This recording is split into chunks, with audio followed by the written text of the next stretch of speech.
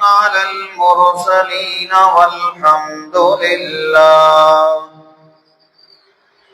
الحمد لله أولا وآخرا والحمد لله رب العالمين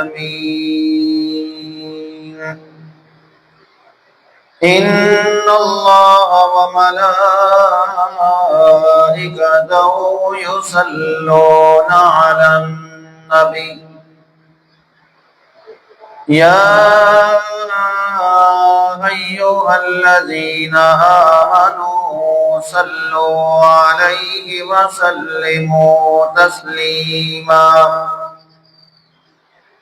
اللهم صل على محمد وعلى آل محمد كما صليت على إبراهيم وعلى آل إبراهيم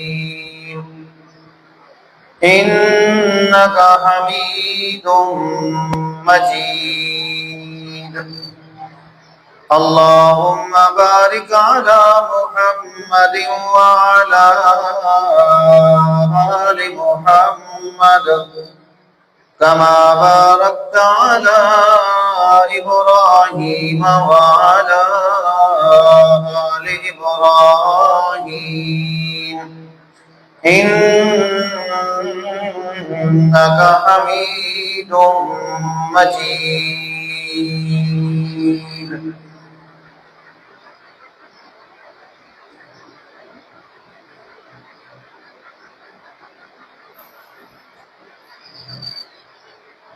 میرے لیے انتہائی قابل قدر سامعین گرامی،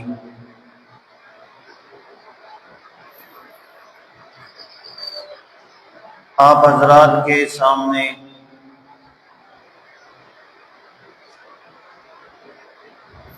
پارہ نمبر 26 سورۃ الفتح کی آیت نمبر 18 تلاوت کی ہے۔ رب لم یزل کی بارگاہ عالیہ میں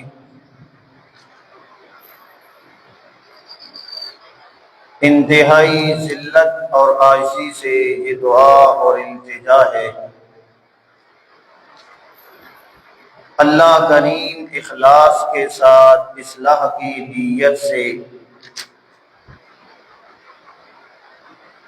اس آیت مبارکہ کے بارے میں حق سچ بیان کر سکنے، سمجھا سکنے کی توفیق عطا فرمائے۔ اس کے بعد اللہ کریم مجھے اور آپ کو اس کے مطابق عمل کرنے کی بھی توفیق عطا فرمائے۔ وما توفیقی الا باللہ علیہ توکلت وإلیہ انیب۔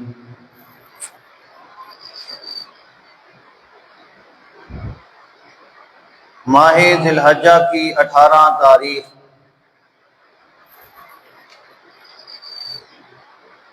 داماد رسول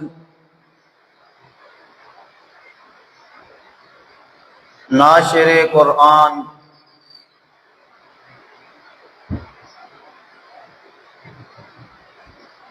مظلوم مدینہ حضرت سیدنا عثمان غنی رضی اللہ تعالی عنہ کی شہادت کا دن ہے۔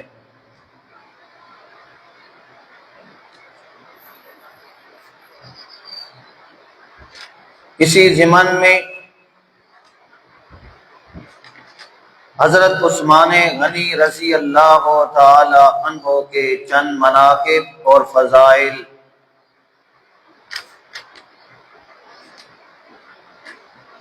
آپ کے گوش گزار کیے جا چکے ہیں۔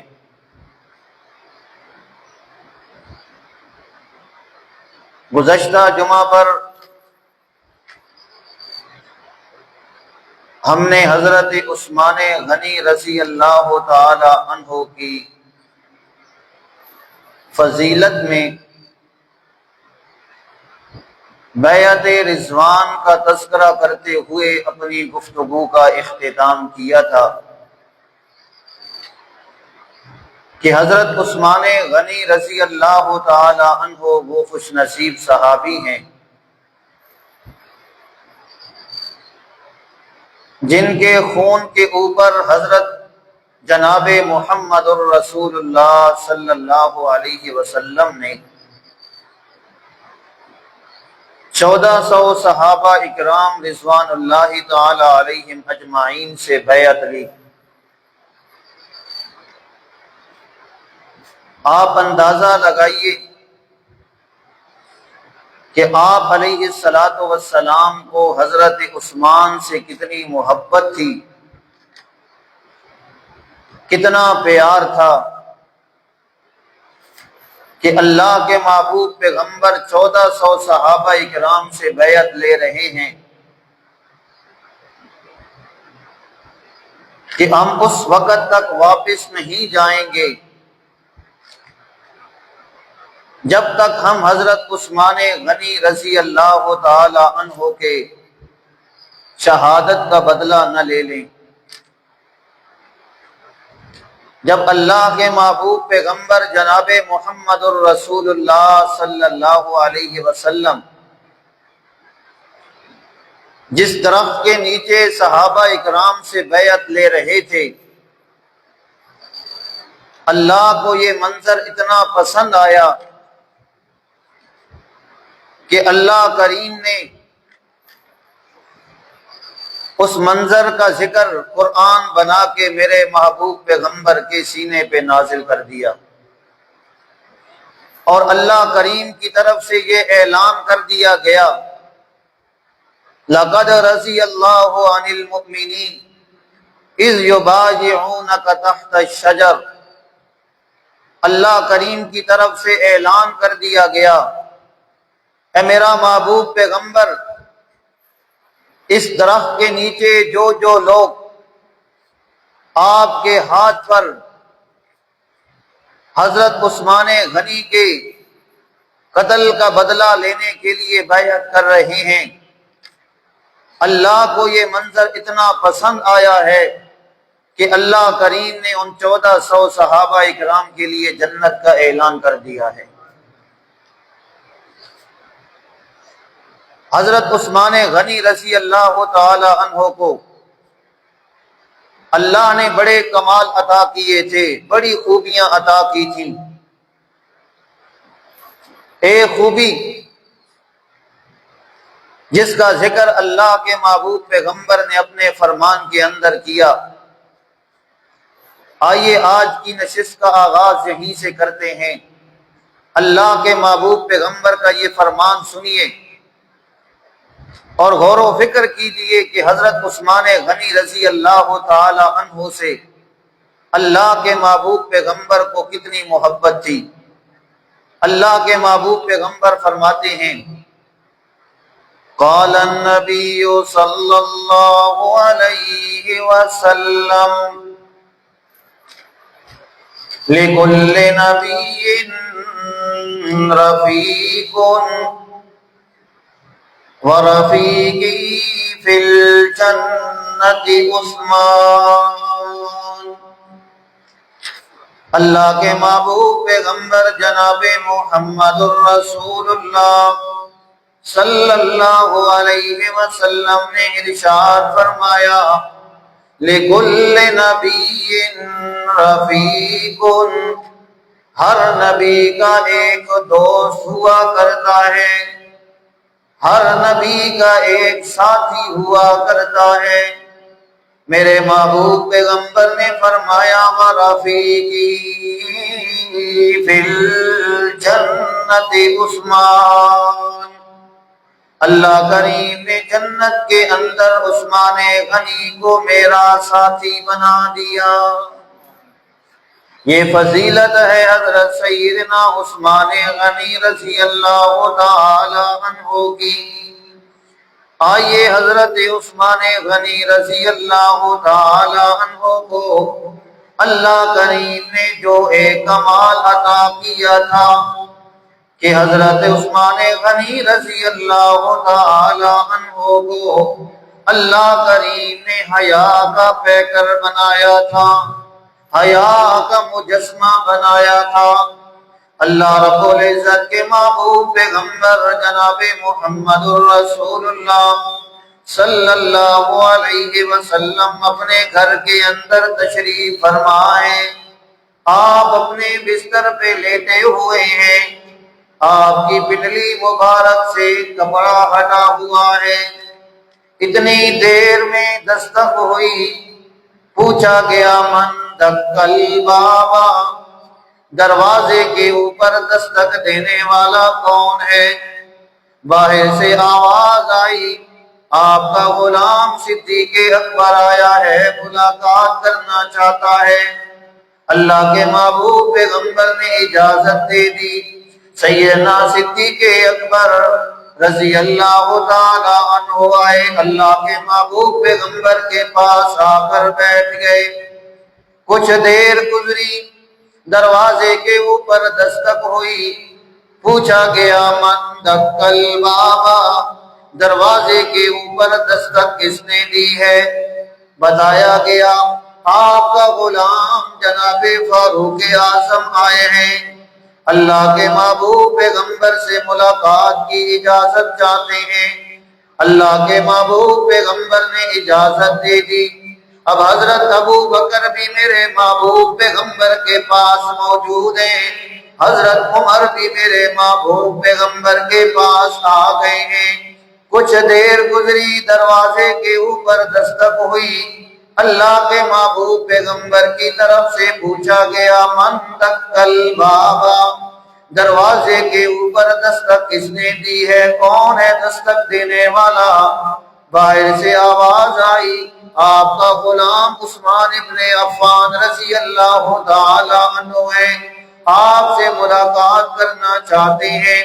اللہ کے محبوب پیغمبر اپنے بستر سے اٹھے، آپ نے اپنی پنڈلیوں کے اوپر جو کپڑا ہٹا تھا، آپ نے اپنے کپڑے کو سیدھا کیا۔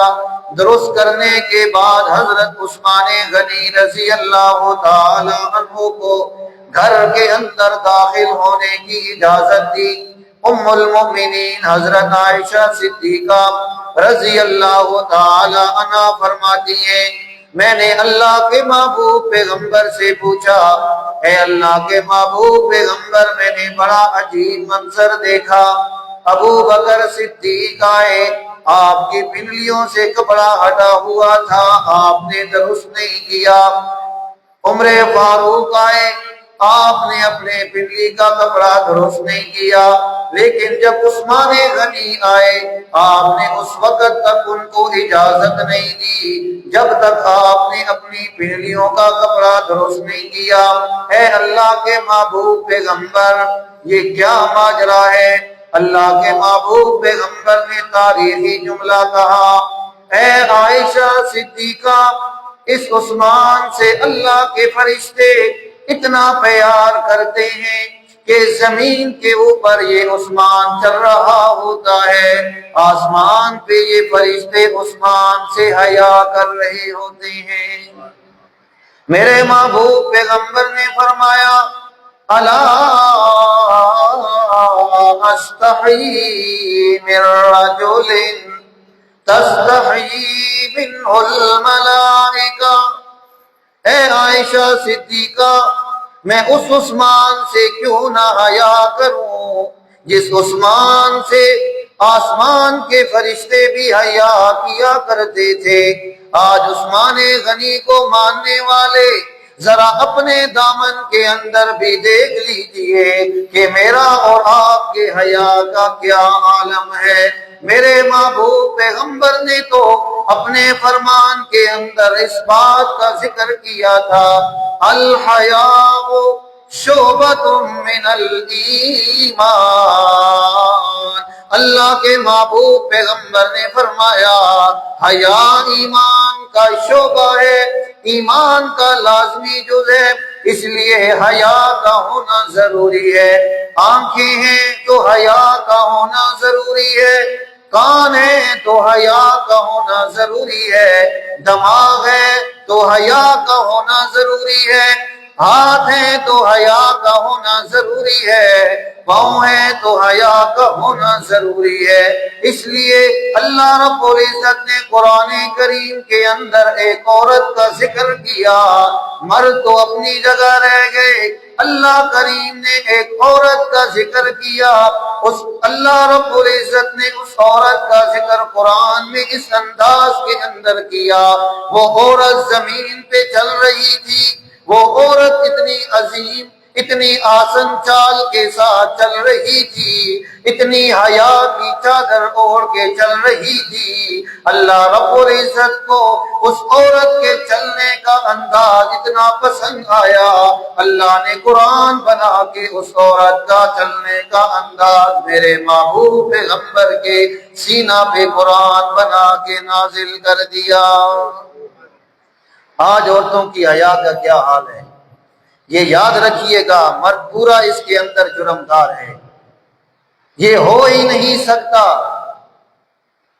کہ گھر کے اندر مرد ہو اور عورت حیا کا مظاہرہ نہ کرے۔ آج دیکھ لیجئے، خوشی کے موقع پر حیا کی چادر کو اتار کے پھینک دیا جاتا ہے۔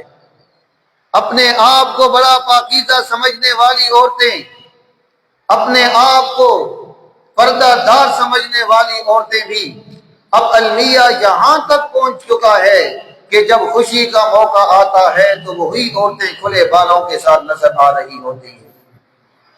میرے محبوب پیغمبر کا فرمان سنتے جائیے، اللہ کے محبوب پیغمبر نے ارشاد فرمایا، جس عورت کے جسم سے اتنی خوشبو آ رہی ہو کہ ساتھ گلی سے گزرنے والا اس کے جسم کی خوشبو کو سونگھ لے، اسے محسوس ہونے لگ پڑے کہ اس عورت نے خوشبو لگائی ہے، اللہ کے محبوب پیغمبر نے فرمایا ایسی عورت کے لیے اللہ نے جنت کو حرام کر دیا ہے۔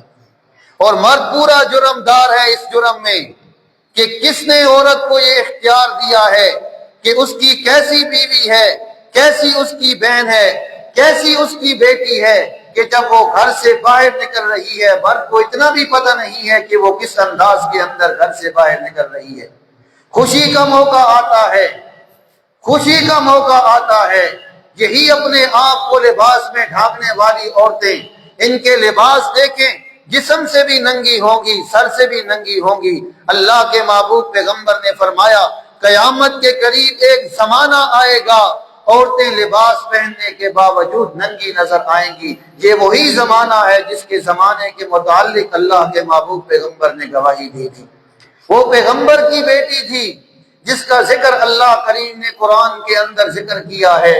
اللہ کو اس کے چلنے کا انداز اتنا پسند آیا، اللہ کے پیغمبر حضرت شعیب علیہ السلام کی بیٹی تھی، اس کا چلنے کا انداز حضرت موسیٰ علیہ السلام کو بلانے کے لیے حضرت شعیب علیہ السلام نے اپنی بیٹی کو بھیجا۔ وہ بیٹی اس انداز کے اندر حضرت شعیب علیہ السلام کی بیٹی حضرت موسیٰ علیہ السلام کے پاس آتی ہے اور اس انداز کے اندر حضرت موسیٰ کو لے کر اپنے والد حضرت شعیب کے پاس جاتی ہے۔ اتنی عظیم چال کے ساتھ چلتی ہوئی جا رہی ہے، اللہ کو اتنی ادا پسند آئی کہ جب اللہ کریم نے اپنے محبوب پیغمبر پہ قرآن نازل کیا تو اللہ کریم نے اس پورے واقعہ کو قرآن بنا کے میرے محبوب پیغمبر کے سینے کے اوپر نازل کر دیا۔ اس لیے حضرت عثمان غنی رضی اللہ تعالی عنہ کا ایک کمال یہ تھا کہ اللہ کریم نے انہیں کامل الحیا بنایا تھا۔ اتنے عظیم صحابی تھے کہ اللہ کے فرشتے بھی آسمان پر حضرت عثمان رضی اللہ تعالی عنہ کا حیا کیا کرتے تھے۔ دوسری صفت حضرت عثمان غنی رضی اللہ تعالی عنہ کو اللہ نے جو عطا کی تھی وہ یہ عطا کی تھی کہ حضرت عثمان غنی رضی اللہ تعالی عنہ نے اپنا سب کچھ اسلام کے لیے وقف کر دیا تھا، اسلام کے اوپر خرچ کر دیا تھا۔ آئیے ایک واقعہ جو حدیث کی کتابوں میں ملتا ہے آپ کو سنا دیتا ہوں، آپ کے دل میں اللہ کرے حضرت عثمان غنی رضی اللہ تعالی عنہ کی طرح حیا اور سخاوت اللہ پیدا کر دے۔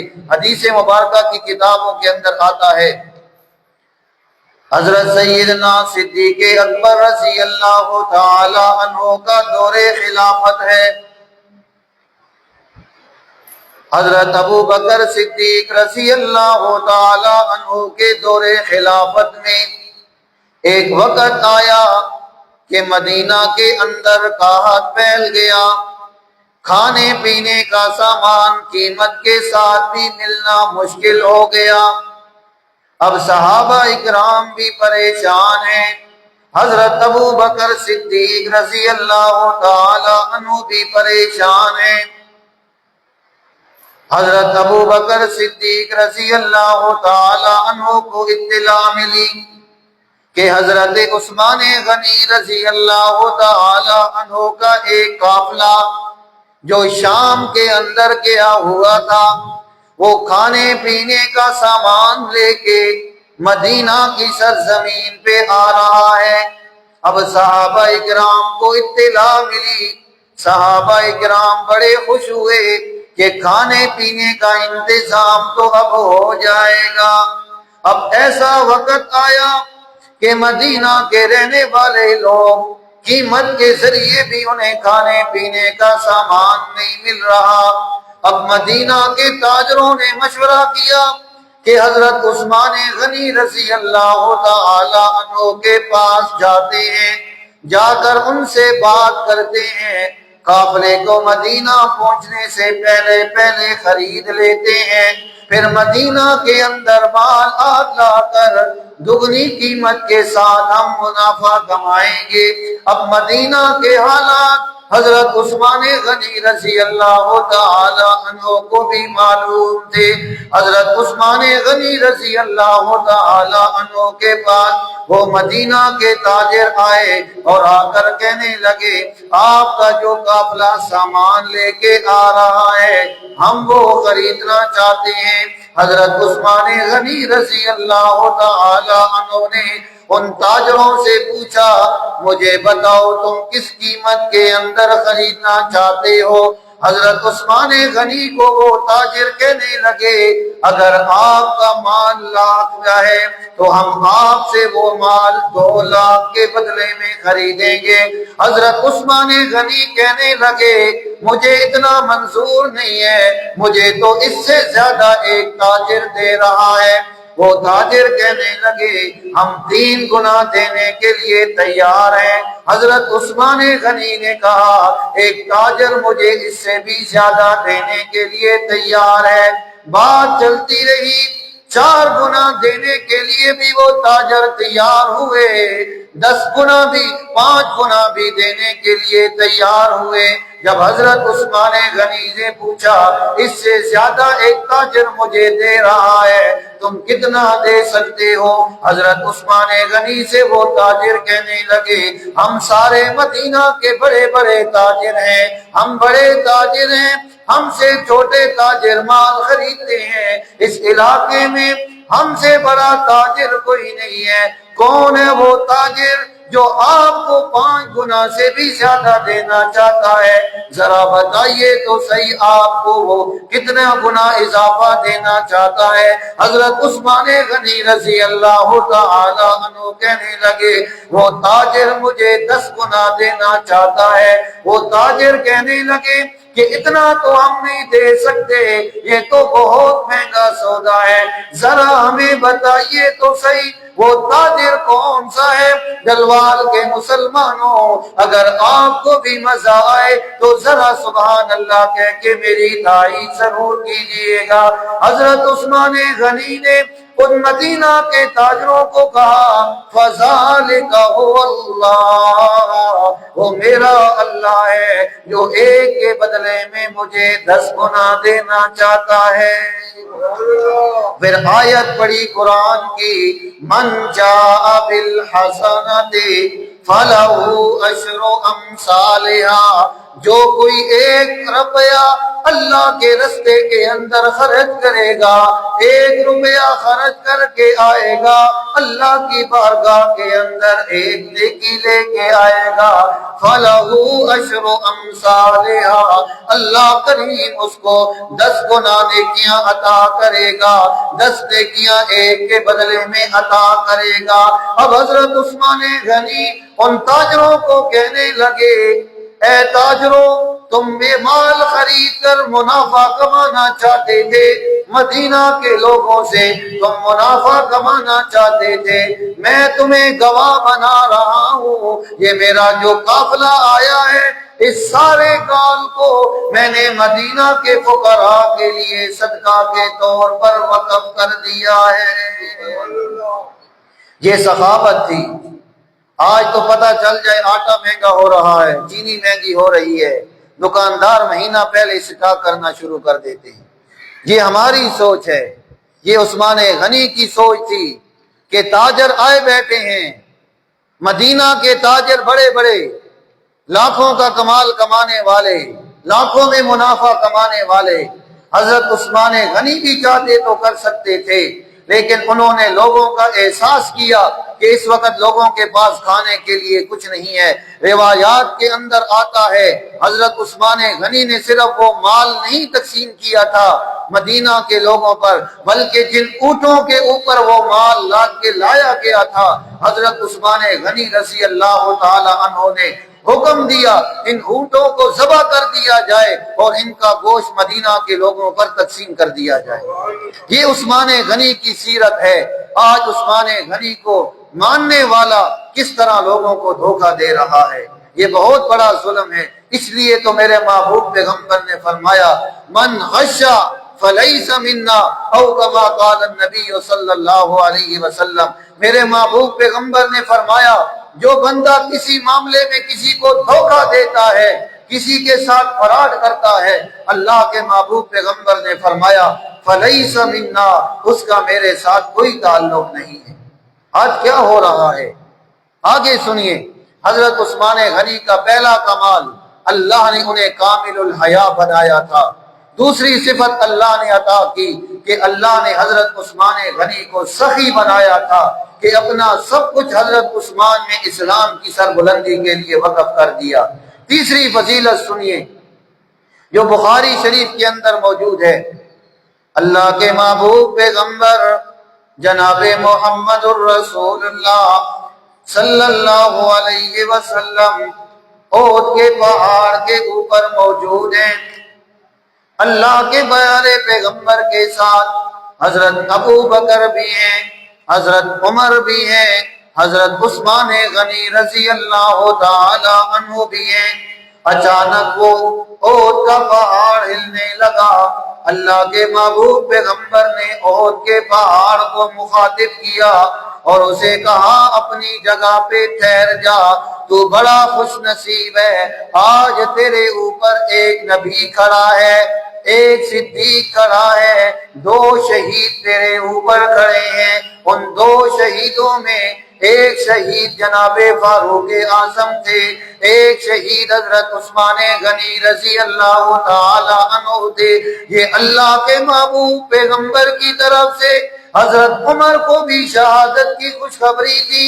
یہ حضرت عمر فاروق کے ساتھ ساتھ حضرت عثمان غنی کے لیے بھی اللہ کے محبوب پیغمبر کی طرف سے شہادت کی خوشخبری تھی۔ ذرا دیکھیے تو صحیح، اللہ کے محبوب پیغمبر نے دونوں صحابہ کو شہادت کی خوشخبری سنائی۔ اللہ کریم نے کتنی عظیم موتیں عطا کی۔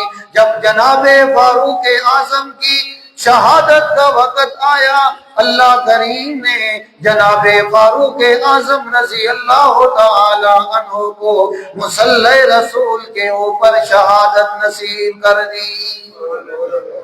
اللہ کے محبوب پیغمبر کی طرف سے حضرت عثمان غنی رضی اللہ تعالی عنہ کو بھی شہادت کی خوشخبری ملی۔ ذرا دیکھیے تو صحیح، ذرا سنیے تو صحیح کہ اللہ کے محبوب پیغمبر کی طرف سے اللہ کے محبوب پیغمبر کے اس صحابی کو کتنی عظیم شہادت کی خوشخبری ملی۔ پھر اللہ نے کیسے حضرت عثمان غنی کو شہادت کی موت عطا کی۔ جب اللہ کے محبوب پیغمبر کی طرف سے شہادت کی خوشخبری ملی تو اللہ کے محبوب پیغمبر کی طرف سے حضرت عثمان غنی کو یہ یقین ہونے لگا کہ مجھے شہادت کی موت آئے گی۔ جب حضرت عمر فاروق شہید ہوئے، حضرت عثمان غنی مسلمانوں کے خلیفہ بنے۔ ذرا تصور تو کیجیے، 44 لاکھ مربع میل کا حکمران ہے حضرت عثمان غنی رضی اللہ تعالی عنہ۔ 12 سال کچھ مہینے حضرت عثمان غنی رضی اللہ تعالی عنہ نے مسلمانوں کے اوپر حکمرانی کی۔ ایک وقت آیا حضرت عثمان غنی کے خلاف بغاوت شروع ہو گئی۔ صحابہ اکرام نے مشورہ دیا کہ آپ اپنی حفاظت کے لیے صحابہ اکرام کو مقرر کر لیجئے، بڑے بڑے جنگجو صحابہ مقرر ہیں، آپ ان کو حکم دیجئے وہ ان باغیوں کے خلاف جہاد کریں۔ عثمان غنی نے کہا میں اللہ کے محبوب پیغمبر کے شہر کو خون سے رنگین نہیں کرنا چاہتا، کیونکہ اللہ کے محبوب پیغمبر نے حضرت عثمان غنی کو کہا تھا اے عثمان غنی لوگ تجھے اللہ تک رب العزت کی طرف سے تجھے خلافت کی قمیض کو پہنایا جائے گا، لوگ زبردستی اسے اتارنے کی کوشش کریں گے لیکن تو نے اس قمیض کو نہیں اتارنا۔ حضرت عثمان غنی سمجھ گئے کہ میری خلافت کے آخری ایام کے اندر بڑی بڑی مشکلات آئیں گی۔ اب باغیوں نے حضرت عثمان غنی رضی اللہ تعالی عنہ کے خلاف بغاوت کرنا شروع کر دی۔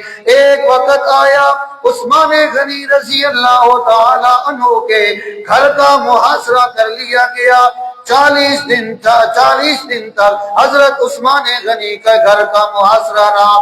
کھانے پینے کا انتظام نہیں ہے، پینے کا انتظام نہیں ہے۔ حضرت عثمان غنی رضی اللہ تعالی عنہ بھوکے ہیں، پیاسے ہیں۔ ذرا عثمان غنی کو دیکھیے تو صحیح، جب مسلمانوں کے پاس کھانے کے لیے کچھ نہیں تھا، عثمان غنی نے اپنا قافلہ جو شام سے آیا تھا تجارتی قافلہ مسلمانوں کے لیے وقف کر دیا۔ پینے کے لیے پانی نہیں تھا، لاکھوں کی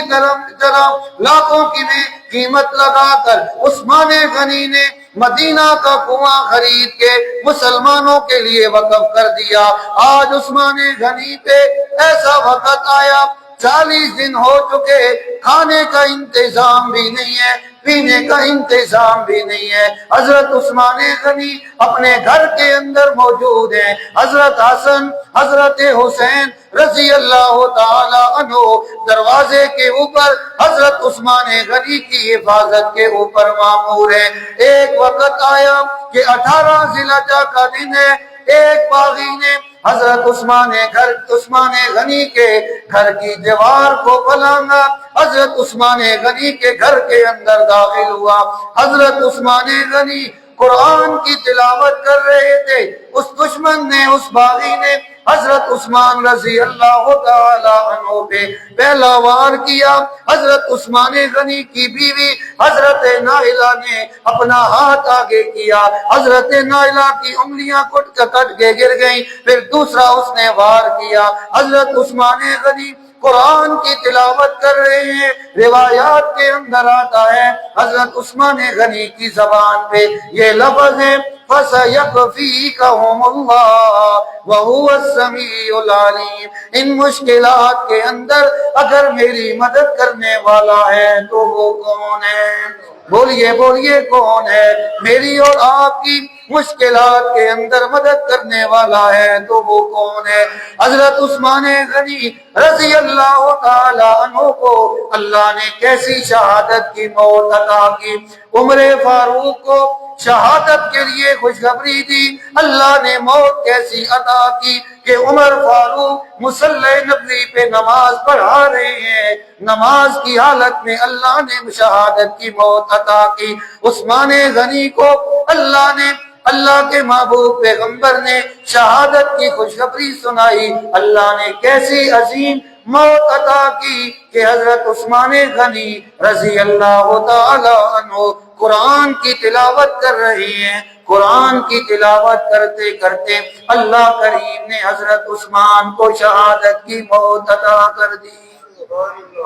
اس لیے روایات کے اندر آتا ہے جس انسان پر جس حالت میں موت آئے گی قیامت والے دن اسے اسی حالت میں اٹھایا جائے گا۔ یہ ان لوگوں کے لیے بھی لمحہ فکریہ ہے جو ہر وقت دنیا کے کھیل تماشے میں مشغول ہیں۔ یاد رکھیے گا یہ اللہ کے محبوب پیغمبر کا فرمان ہے کہ جس حالت میں انسان کو موت آئے گی اسی حالت میں انسان کو اٹھایا جائے گا۔ ذرا تصور تو کیجئے فاروق اعظم کو، اللہ نے مصلی رسول پہ شہادت عطا کی، کل قیامت والے دن مصلی رسول عمر فاروق کے حق میں گواہ بن کے آئے گا۔ اس قرآن کی تلاوت کرتے کرتے عثمان غنی رضی اللہ تعالی عنہ پر شہادت آئی تو اللہ رب العزت کی بارگاہ میں یہ قرآن حضرت عثمان کے حق میں گواہ بن کے پیش ہو جائے گا۔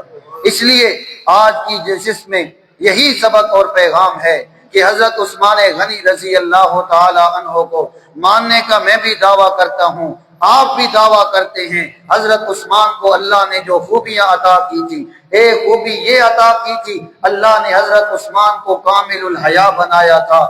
دوسری خوبی یہ عطا کی تھی کہ حضرت عثمان کو اللہ نے سخی بنایا تھا۔ اس لیے ہم بھی کوشش کریں، اپنی آنکھوں میں حیا پیدا کریں، اپنی زبان میں حیا پیدا کریں، اپنے کانوں میں حیا پیدا کریں، اور اسی طرح اپنے مال میں سے جتنا ہو سکے اللہ کے راستے میں خرچ کرنے والا بن جائیں، کیونکہ یہی وہ چیزیں ہیں جو کل قیامت والے دن میرے اور آپ کے لیے اللہ کی بارگاہ میں کامیابی کا ذریعہ بنیں گے۔ جو کچھ کہا سنا اللہ کریم عمل کرنے کی توفیق عطا فرمائے۔